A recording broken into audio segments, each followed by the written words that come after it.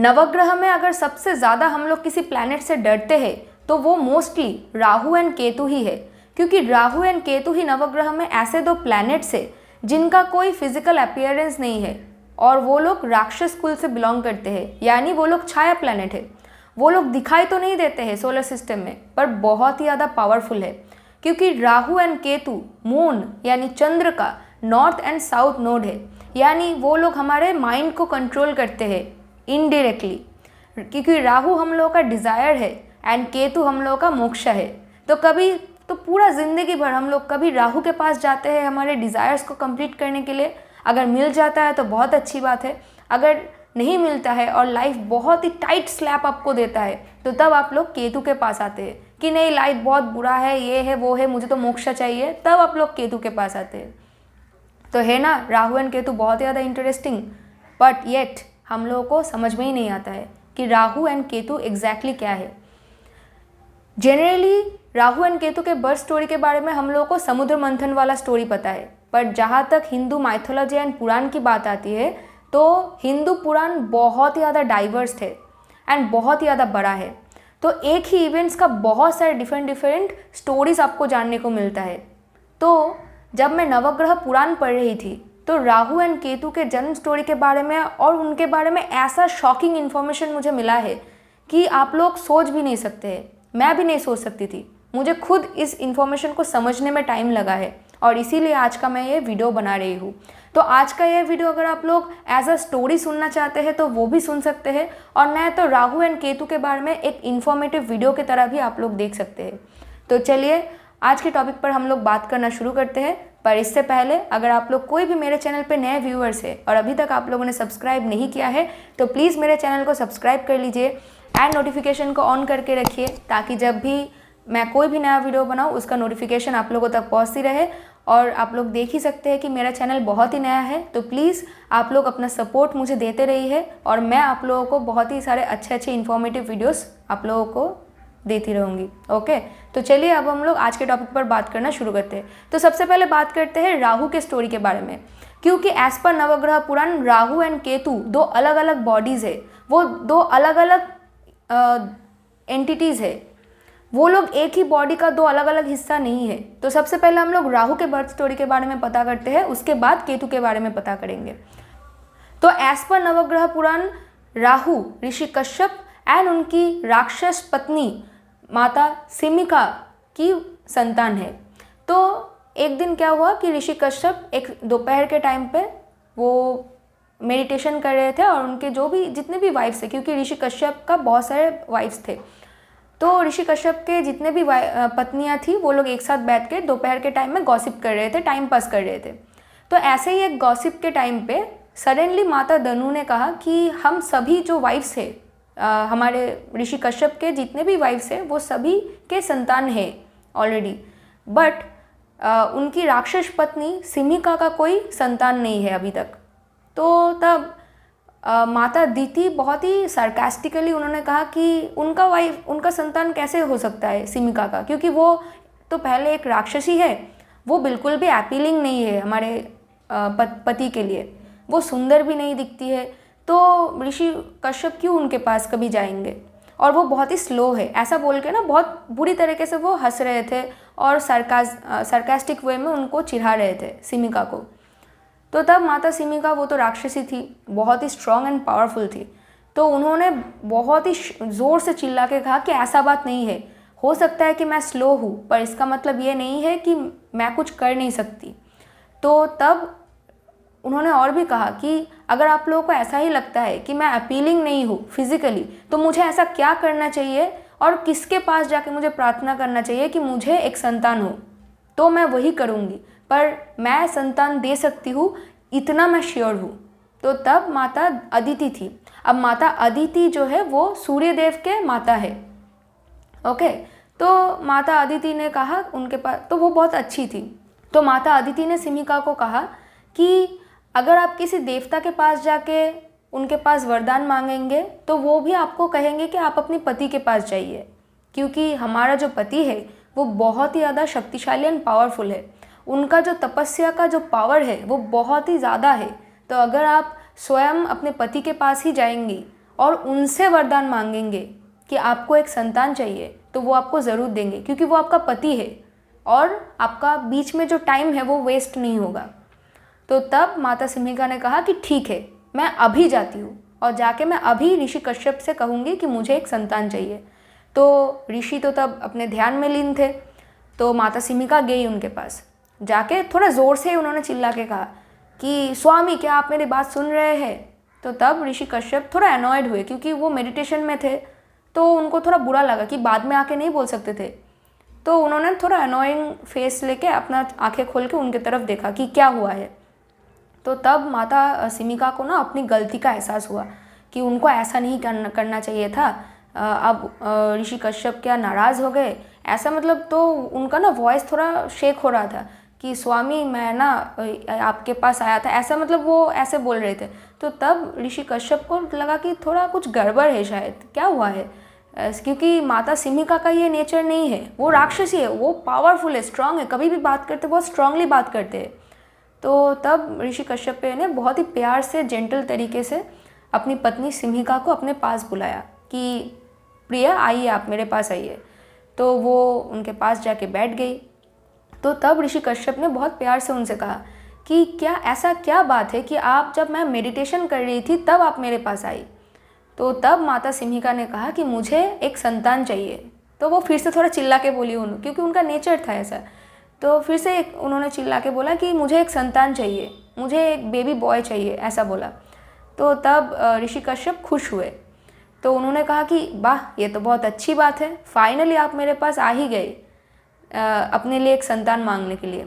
बताइए आपको कैसा संतान चाहिए? तो तब, क्योंकि देखिए माता सिमिका एक राक्षस कुल से बिलोंग करती थी, तो उनके लिए जो नॉर्मल है वो ऋषि कश्यप के लिए थोड़ा सा अलग है, क्योंकि ऋषि कश्यप एक इंसान थे।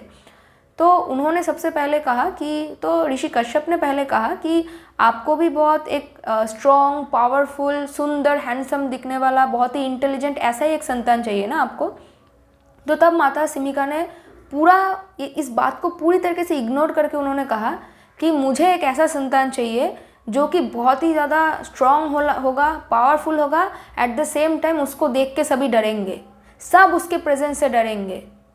वो इतना, मतलब वो एकदम राक्षस जैसा दिखेगा और उसको देखते ही सभी डरेंगे, इवन अगर वो कहीं पे प्रेजेंट होगा तो उसके प्रेजेंस से भी डरेंगे लोग।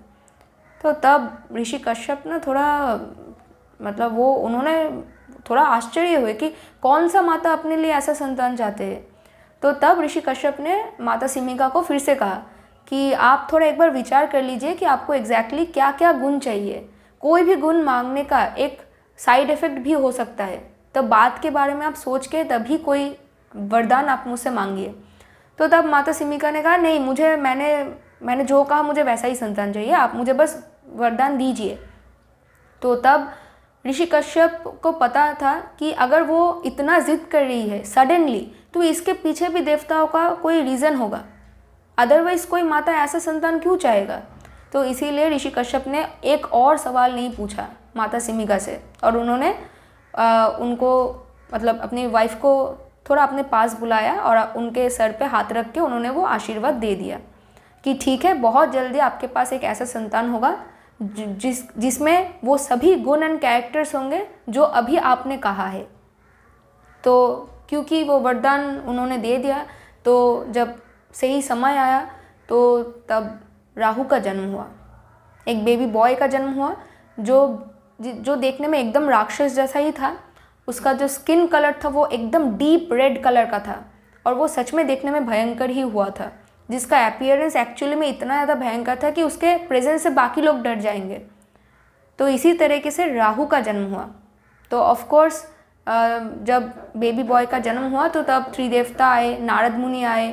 तो त्रिदेवताओं ने ही ये नाम सजेस्ट किया था कि इनका नाम राहु होगा और इन फ्यूचर इनका स्थान नवग्रह में आएगा। तो इसे ये बोलने के बाद त्रिदेवताओं ने ऋषि कश्यप को कहा था कि आप जितना ज्ञान हो सके राहु के अंदर आप देने की कोशिश कीजिए, क्योंकि बाद में यही ज्ञान, ये जो नॉलेज है, ये पावर्स है, ये राहु का बहुत ज़्यादा हेल्प करेगा। तो ये जब देवताओं ने आदेश किया तो तब ऋषि कश्यप ने भी कहा कि ठीक है, मैं जितना ज्ञान हो सकता है, जितना मेरे से बन पड़ेगा, मैं उतना ही ज्ञान मेरे पुत्र राहु को दूंगा। तो ये रहा राहु का बर्थ स्टोरी। अब केतु का बर्थ स्टोरी इससे भी ज़्यादा कई गुना ज़्यादा इंटरेस्टिंग है। अब नॉर्मली हम लोग अगर एस्ट्रोलॉजी में देखें तो केतु मोक्षकार का है, राइट। बट केतु एग्जैक्टली मोक्षकार का क्यों है? हम सभी को लगता था कि क्योंकि राहु सर है तो डिज़ायर हमारे दिमाग में आता है, तो इसीलिए राहु डिज़ायर्स है।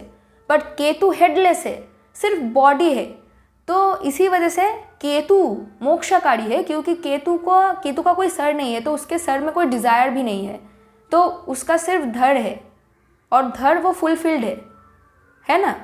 तो इसी वजह से हम लोगों को लगता था, आज तक कम से कम मैंने भी एक्सप्लेन किया है ऐसा ही। पर अगर आप लोग केतु का बर्थ स्टोरी अगर आप लोग सुनेंगे तो आप लोगों को समझ में आएगा कि केतु का एक और रीज़न भी हो सकता है मोक्षकारी बनने का। तो आप इस पार्ट को भी अच्छे से सुनिए। बहुत टाइम पहले जब मृत्यु बोल के कोई चीज़ था ही नहीं इस दुनिया में, सिर्फ भगवान ब्रह्मा सिर्फ क्रिएशन पे क्रिएशन कर रहे थे, और धरती पे धीरे धीरे जो लाइफ है उसका बोझ बढ़ रहा था।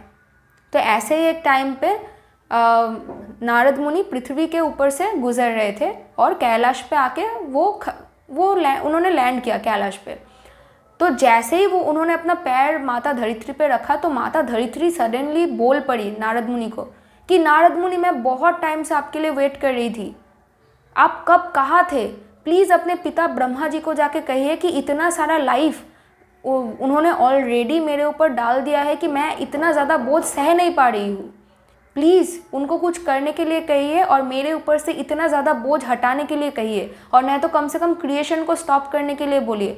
मैं किसी भी दिन कोलैप्स कर सकती हूँ, किसी भी दिन मैं गिर जाऊँगी, इतना ज़्यादा भार मैं सह नहीं कर सकती हूँ। प्लीज़ इस भार को उठाने के लिए कहिए, हल्का करने के लिए कहिए।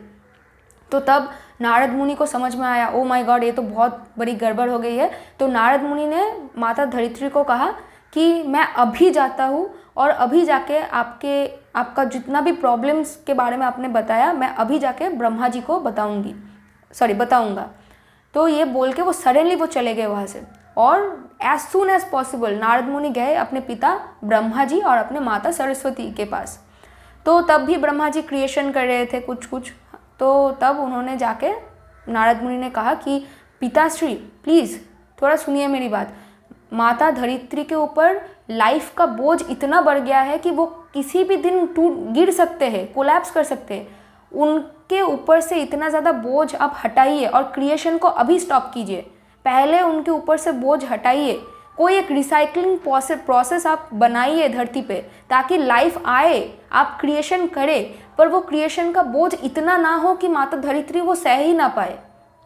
तो तब माता सरस्वती भी वहाँ पे थी। तो माता सरस्वती ने कहा कि देखिए, क्रिएशन हम लोग बंद नहीं कर सकते हैं, पर हाँ, जो आपने सजेस्ट किया कि कोई एक रिसाइकल प्रोसेस हम लोग बना सकते हैं, नहीं, एक्चुअली रिसाइकल प्रोसेस जो है वो माता सरस्वती ने एक्चुअली सजेस्ट किया था। नारद मुनि ने सिर्फ आके जो प्रॉब्लम हो रहा है उसके बारे में कहा था, ठीक है। तो तब ब्रह्मा जी ने कहा, एकदम बोले कि हाँ, माता सरस्वती बिल्कुल सही है, वो सहमत है। आप नारद मुनि आप जाइए और माता धरित्री को कहिए कि हम लोग जितना जल्दी पॉसिबल हो सके उतना जल्दी एक सल्यूशन ढूंढेंगे, और उनके ऊपर से जो लाइफ का बोझ है वो हम लोग कम करेंगे, और एक ऐसा सिस्टम बनाएंगे जिसके वजह से उनके ऊपर हम लोगों को भी लाइफ क्रिएट करना बंद नहीं करना पड़ेगा, पर उनके ऊपर भी ज़्यादा बोझ नहीं आएगा, वो उस भार को सह पाएंगे। तो तब नारद मुनि चले गए वहाँ से, और माता धरित्री को जाके कहा कि प्लीज़ आप थोड़ी देर के लिए इस भार को संभालिए, बहुत जल्द ब्रह्मा जी और माता सरस्वती कोई ऐसा उपाय ढूंढेंगे जिसके वजह से आपके ऊपर जो बोझ है वो हल्का होगा और आप उसको सह पाएंगे। तो तब माता धरित्री ने कहा कि ठीक है, पर प्लीज़ उनको कहना कि बहुत जल्दी ये करे, मुझे भी नहीं पता मैं कितना टाइम तक इस भार को सह सकती हूँ। तो नारद मुनि ने कहा ठीक है, मैंने ऑलरेडी बता दिया है। तो अब ब्रह्मा जी क्रिएशन तो एक तरफ कर रहे हैं, पर दूसरे ही तरफ अपने योग निद्रा में है, और वो सोच रहे हैं कि वो कैसे इस भार को कम करे, क्या वो उपाय निकाले। तो ऐसा ना मतलब ब्रह्मा जी इतना ज़्यादा गुस्सा हो रहे थे क्योंकि उनके पास कोई आइडिया आ ही नहीं रहा था कि वो क्या करे। तो वो जो ऐसे सांस छोड़ रहे थे ना गुस्से वाला, वो पूरा विश्व ब्रह्मांड में जाके तबाही फैला रहा था। तो तब महादेव आए उनके पास और महादेव ने आके ब्रह्मा जी को बोला कि आप आंखें खोलिए और मेरी बात सुने। तो तब महादेव ने कहा, यानी शिव जी ने कहा ब्रह्मा जी को कि देखिए आपका काम क्रिएशन का है तो आप क्रिएशन कीजिए, बट लाइफ लेना या फिर लाइफ को कंट्रोल करने का काम आपका नहीं है। तो आप एक ऐसे बीइंग को आप उत्पन्न कीजिए, जो एक ऐसा शक्ति को आप बनाइए जो इस धरती में जाके लाइफ को रिसाइकल करेगा। जब वो पर्टिकुलर जीव, वो प्राणी अपना सारा कर्म पे ऑफ कर चुका होगा या फिर वो इतना वृद्ध है कि वो जीवित रहने के भी लायक नहीं है, जब उसका जीवित रहने का कोई मतलब ही नहीं है, या फिर अपने कर्म के हिसाब से जब उसका लाइफ स्पैन ख़त्म हो चुका है या फिर होगा, तब उस लाइफ को कैसे रिसाइकल करके वो यहाँ पे लेके आ सकता है आपके पास, ताकि आप फिर से उसके लिए एक बॉडी क्रिएट कर सके और उसको फिर से यहाँ पे लेके आ सके धरती पे। तो ऐसे ही एक डेथ एंड रीबर्थ का एक साइकिल जो है वो आप बनाइए।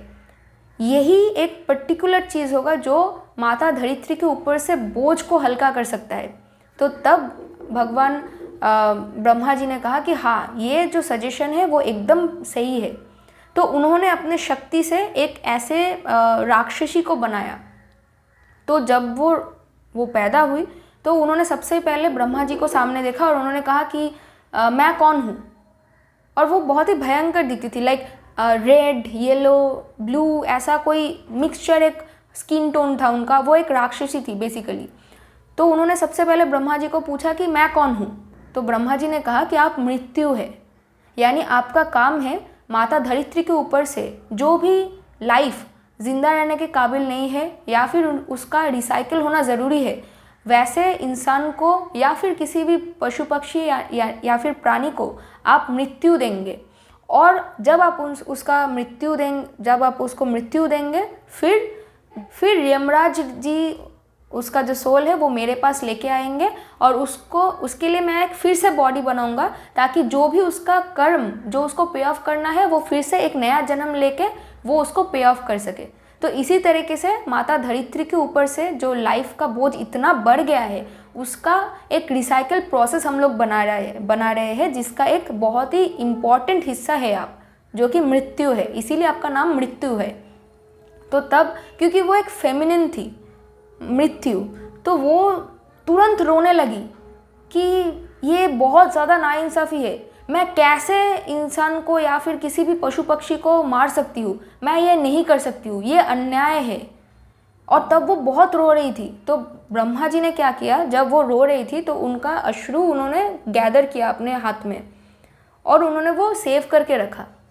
और रोने धोने के बाद मृत्यु वहाँ से चली गई। बोला कि मैं आपका दिया हुआ काम नहीं कर सकती हूँ, मुझे ये काम स्वीकार नहीं है, मैं तपस्या में चली जा रही हूँ। तो वो कहीं पे जाके तपस्या करने लगी।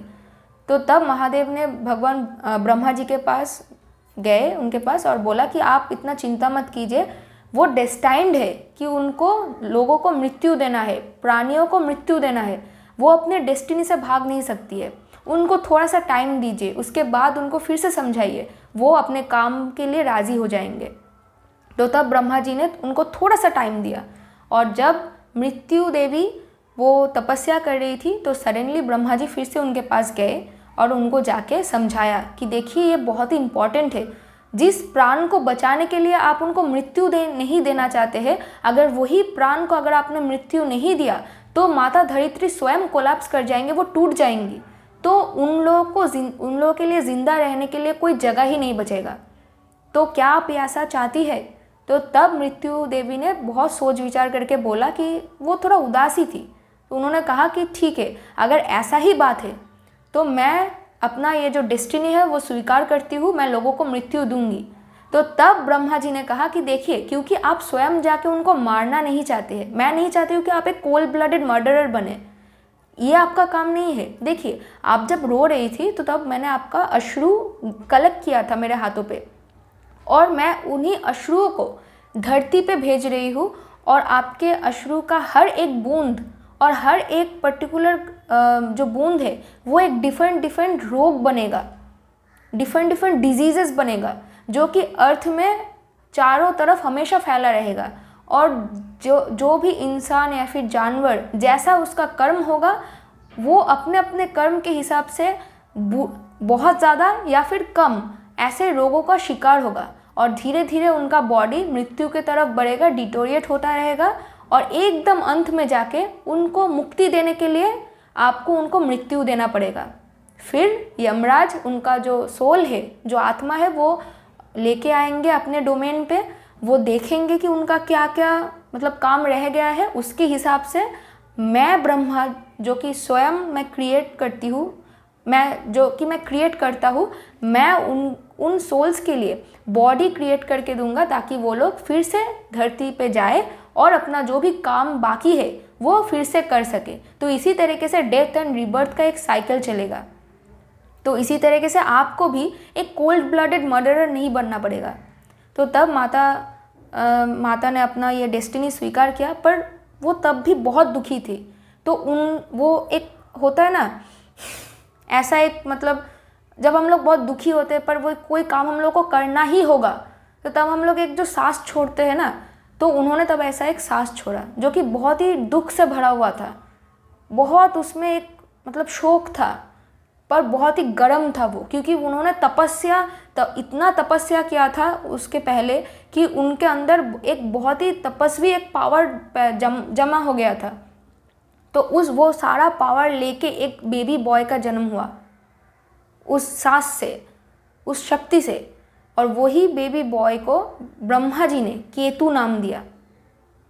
और ब्रह्मा जी ने कहा कि ये आपका संतान है, क्योंकि ये आपके शक्ति से पैदा हुआ है, तो इसको अपने पास रखिए, अपना प्यार दीजिए, और साथ में जो आपका काम है वो भी आप कीजिए। तो तब मृत्यु देवी ने बहुत ही प्यार किया उस संतान को, पर उन्होंने एक चीज़ कहा सोच के कि आपने जो काम मुझे सौंपा है वो बहुत ही क्रूल है और बहुत ही भयंकर है, बहुत गंदा है। किसी को मृत्यु देना, चाहे वो किसी भी रीज़न से हो, वो मेरे लिए एक बहुत ही क्रूअल, बहुत ही अजीब सा एक काम है जो कि अच्छा नहीं है, मेरे हिसाब से तो अच्छा नहीं है। और जो काम आपने दिया है वो इतना ज़्यादा मुझे बिज़ी रखेगा कि मैं इस बच्चे को जो एक्चुअल प्यार की ज़रूरत है, जो नरिशमेंट की ज़रूरत है, जो टाइम देने की ज़रूरत है, वो मैं नहीं दे पाऊँगी। तो एज अ मदर मैं चाहती हूँ कि आप इस संतान को अपने पास रखें, अपने बच्चे की तरफ से, अपने बच्चे की तरह आप उसको पालिए।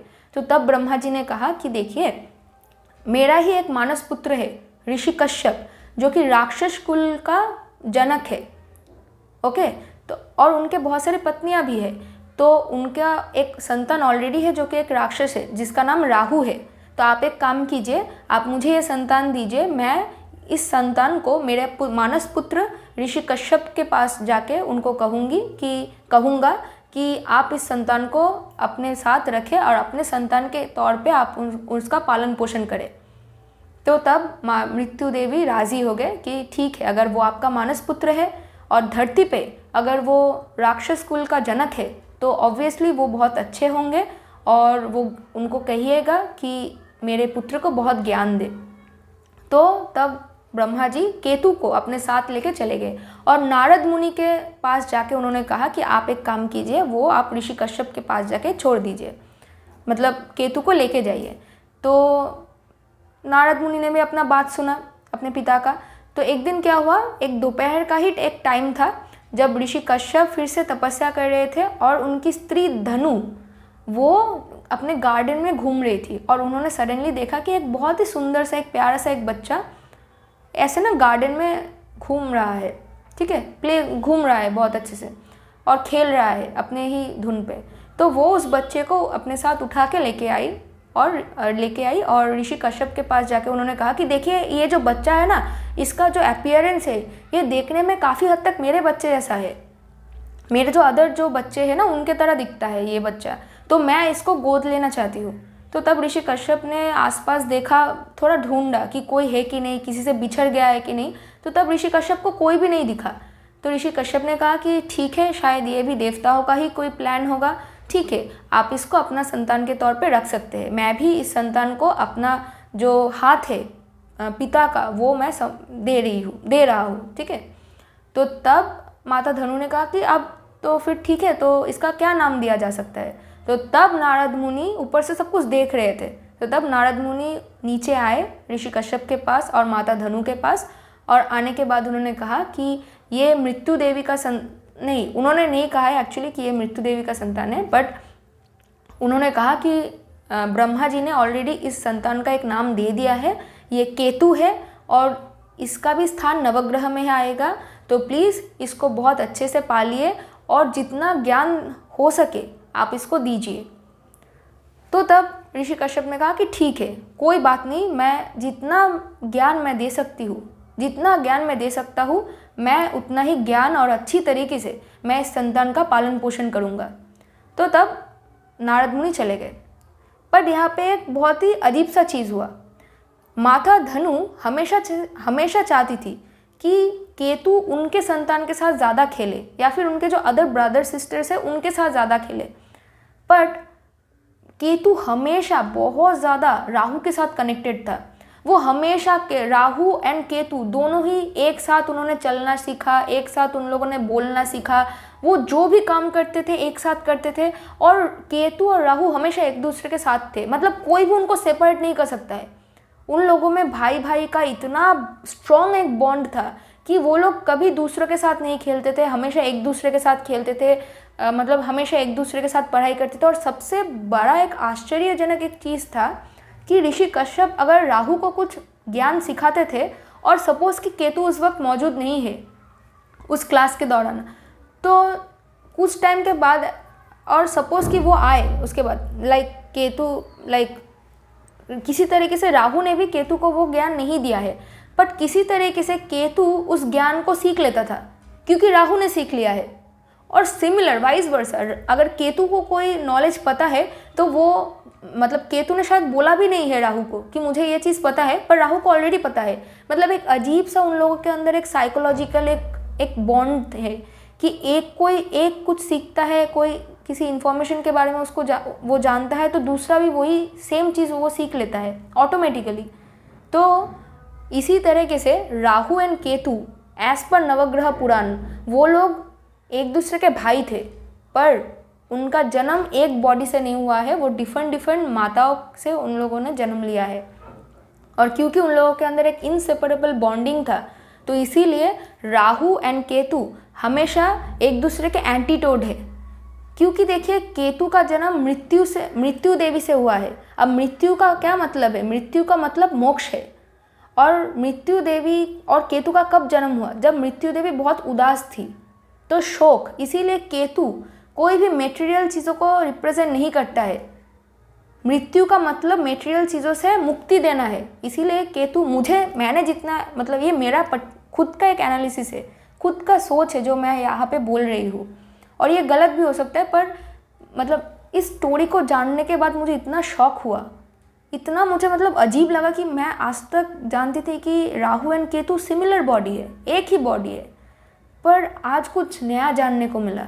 तो मुझे ऐसा लगता है कि क्योंकि केतु का जन्म मृत्यु देवी से हुआ और मृत्यु देवी का काम था कि लोगों को अपने लाइफ से यानी मेटेरियल चीज़ से छुटकारा देके मोक्ष देना, और केतु का जन्म तब हुआ जब उन्होंने अपना ये डेस्टिनी को स्वीकार किया और वो दुखी थे।